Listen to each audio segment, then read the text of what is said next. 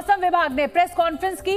मौसम विभाग का कहना है कि चक्रवात विपर्जॉय को लेकर उन्होंने जो अनुमान लगाया था फिलहाल ठीक वैसा ही हो रहा है। मौसम विभाग के मुताबिक विपर्जॉय तूफान अरब सागर से उत्तर पूर्व की दिशा में आगे बढ़ रहा है। मौसम विभाग ने कहा है कि तूफान ने अब अपनी रफ्तार पकड़ ली है। तूफान के लैंडफॉल की प्रक्रिया आधी रात तक पूरी होगी। लैंडफॉल के समय रफ्तार जो है हवा की और तूफान की वो 125 से लेकर 140 प्रति घंटे की रहेगी। तूफान द्वारका से शुरू होकर कच्छ की तरफ मूव भी करेगा। तूफान के वक्त टाइड आएगा और उस वक्त लहरों की ऊंचाई लगभग 2 से 3 मीटर तक रह सकती है।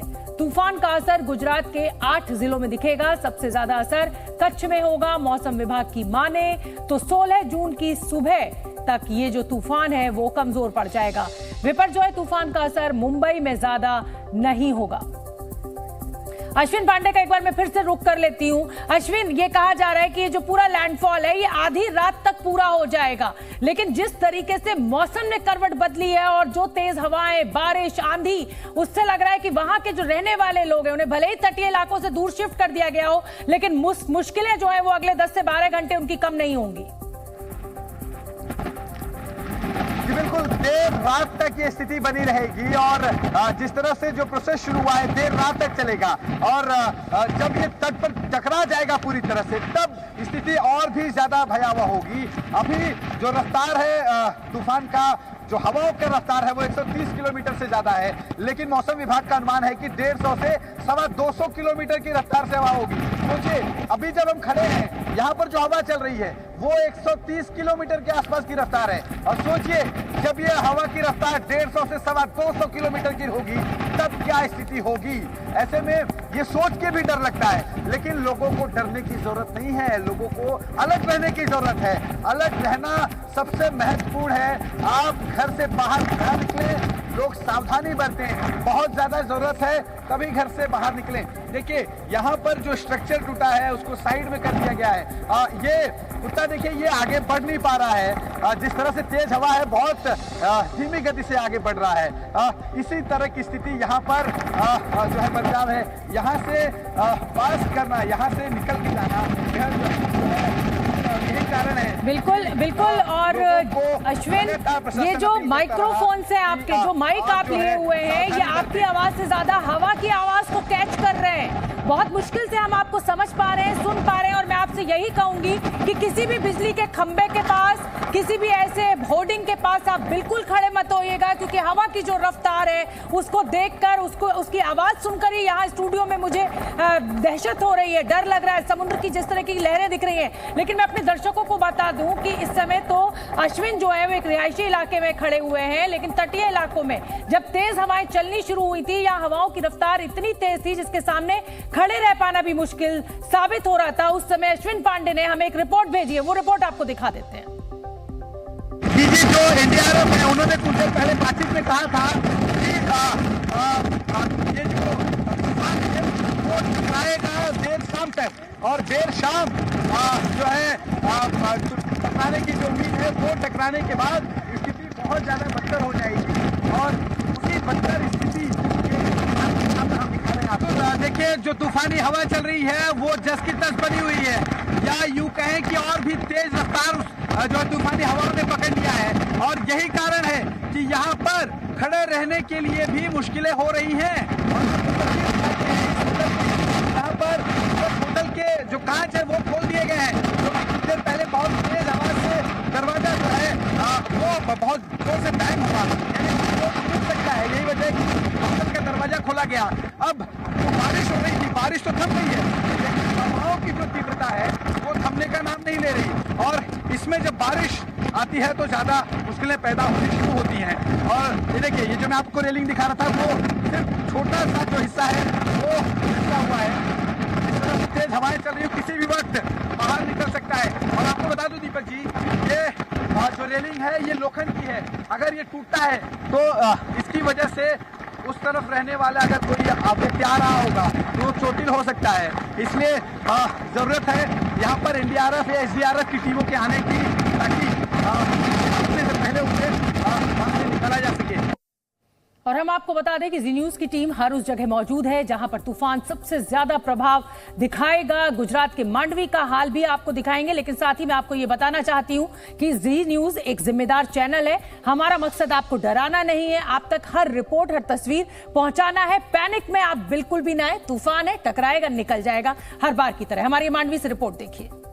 चक्रवात को लेकर पहले से ही यहाँ के वहीवटी तंत्र ने सारी सलामती बरती है। फिलहाल अभी थोड़े घंटे की देरी है, पर फिलहाल भी यही असर जो है वो उनका दिख रहा है। जैसे कि आप देख रहे हैं, मैरीटाइम डायल की ऑफिस जो है वहाँ से पूरी तरह जो हवा चल रही है, कम से कम 135 से 145 प्रति हवर घंटे की हवा चल रही है। और ये हवा के तहत सारे लोग जो है यहाँ पे मौजूदा जो कामगिरी कर रहे हैं उनको भी यहाँ रखा गया है। फिलहाल ये दृश्य देख रहा है कि यहाँ जो लोग हैं वो सारे गायब हैं, और इसकी वजह यही है कि यहाँ लोगों की कम से कम जानहानि हो और कम से कम लोगों को बचाया जाए, क्योंकि यहाँ के UGVCL, PGVCL और सारी जो वहीवटी तंत्र कामगिरी कर रही है वो लोगों की जान बचाने की पूरी कोशिश, तमाम इंतजाम जो है वो किए गए, पर उसका एक इंतजाम जो है वो भी किया गया है। हाल ही साथ ही आप देख सकते हैं कि यहाँ के दरियाई जो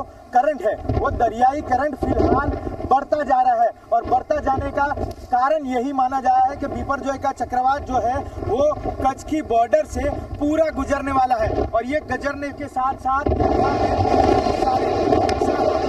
और जीरो कैपेसिटी के साथ पूरा कच्छ तंत्र काम कर सके, उसकी सारी प्रिपरेशन यहाँ पे पहले से की है। फिलहाल देखना ये कि चक्रवात जब आएगा और पूरा यहाँ से चल जाएगा और फिर सुबह किस प्रकार के उसके हालात होते हैं वो देखने हैं। के साथ मौलिक दामेचा, जी मीडिया, मांडवी, कच्छ। तो ये रिपोर्ट लगातार हम आप तक पहुंचा रहे हैं। आप समझ सकते हैं कि एक रिपोर्टर के लिए ऐसे हालात में रिपोर्टिंग करना कितना मुश्किल होता है, लेकिन हमारी जिम्मेदारी है हर तस्वीर हम आप तक पहुंचाएं, और इसीलिए हमारे रिपोर्टर्स चप्पे चप्पे पर फील्ड में मौजूद हैं। तो तूफान से इस समय NDRF, SDRF सभी का, और जो लोग हैं वहां के स्थानीय नागरिक, सभी का महामुकाबला जारी है। हवा की रफ्तार बहुत तेज हो चुकी है। अब से कुछ ही घंटों बाद तूफान जो है वो तटीय इलाकों से टकराएगा, और इसीलिए सारे तरीके के जो एहतियात है वो बढ़ते जा रहे हैं।